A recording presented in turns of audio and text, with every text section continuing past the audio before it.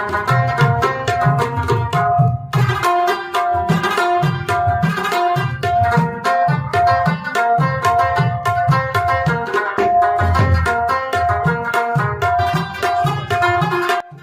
علیکم کتونکو شاهنشاه افریدی یم هیله لرم چې تاسو د ټیک ټاک په پیر میله کې موجوده یو چې کومه د بوړې د مول خرڅولو اخیستلو میله د اختر لا یوه ورځ نیمه پاتې وه دلته خلک کسو چې هغه څه وي دا ځل په میله کې د خلکو تعداد څنګه کام دی او څه وجوهات دي ریټونه څنګه دي د هر څه تاسو له موږ ښیو موږ سره اوسئ.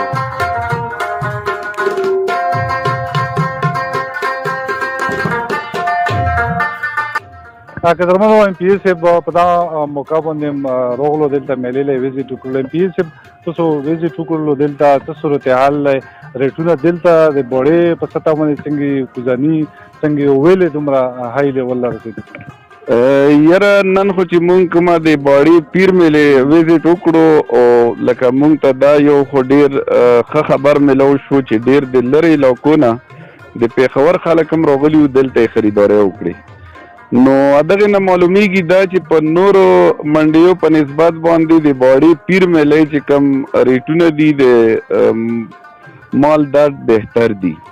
خو د بوړې د مونږ ویزیټ هم د دغه مقصد دپاره دی و تاسې دغه میډیا په دغه باندې مونږ دا واضح کوو چې بوړه اوس مکمل طور باندې لکه د امن یو فیس ته اوس شو کېږي داسې. ایم پی ایس درته وایي چې چونکې دا ځلې 70% خلک داسې چې متاثره شوي هغو قربانۍ مې دلته په خپله علاقه کې بوړې سطح باندې تاسو داسې هغوی ته کړی پروګرام دی چې هغه غوښه تقسیم یې داسې کړي؟ بالکل هغه ترتیب هم مونږ کړی دی او لکه دا یو خبره ده چې مونږ قبایلي ضلعې د ډېر سخت حالاتو نه تېرې شوي دي. بیا د مونږ خاص کر بوړه هغه چې کوم لکه یو میډیم لیول کې خلک وو هغه هم غربت لیول ته راغلي دي. بل ملګری سره موجوده دی نو ما یې څو دارو ته وایي چې دلته د خلکو تعداد چې تېر کلو په نسبت اوسې کام دی او دا څه وجه کوي؟ بسم الله الرحمن الرحیم. جمیل مې نوم و دلته بوړې سپویو سره تعلق لرم. دلته په میله کې حقیقت دی چې مال هم پکې کم دی خلک هم پکې کم دي خو غټه وجه دا معلومیږي چې دا کومه مهنګایي ده ډېره زیاته مهنګایي نو خلکو هغه پاور آف پرچیز یې نشته وایي چې هغه اخترو له قربانۍ سروي هغه واخلي.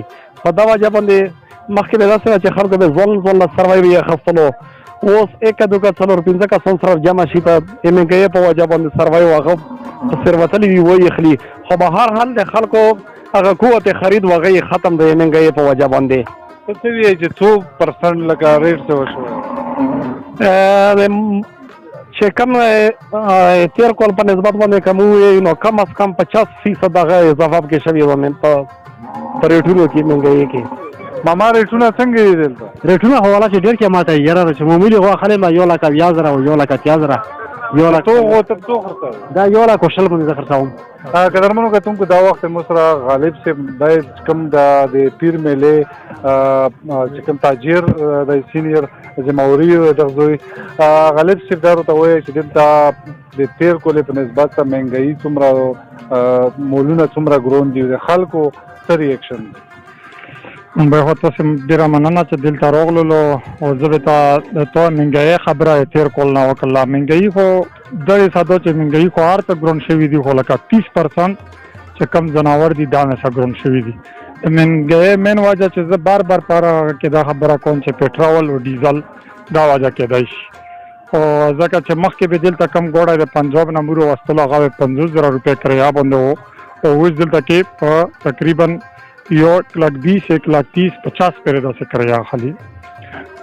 دا ورته وایي لکه داسې مو واورېدل چې دلته لکه ډېر کم خلک راغلي بل ریټونه یو په ډبل دي تېر کولې دلته نه بلکې ټولو چې څومره میلې دي نو آیا په دا خبره کې حقیقت شته؟ بالکل دا خبره تاسو ټیک ته دلته خو کله وکړئ د نورو میلیونه دلته ډېر د پېښور نه چې کم خلک راغلل د لرې لرې نکونه دلته خلک روسي د نورو میلو په نسبت باندې د دغه علاقې ریټ ښه دی. دلته کې خو چې کومه د بوړې منډي او کومه د پیر په ورځ لګېږي دا کې خو یو دا خصوصیت چې د کلیوال مال ته ډېر راوځي د کم د دغو تیرو میدان داسې د دغو علاقو مول دی دا ته ډېر روزي نو دا لکه خلق خوښوي دغې په نسبت سره دلته خل ډېر روزي او مول هم ښه دی د نورو ځایونو نه په مناسب ریټ باندې ده. ډېره مننه قدرمنو کتونکو د غالب صاحب خبرې هم تاسو واورېدلې. نور چې کوم دلته راغلي خلک وو د هغو سم خبره ترې وشي انشاءالله په راتلونکي مرکو کې به ځل بیا تاسو سره ملاقات کړي. تر هغې دمه د الله پامان.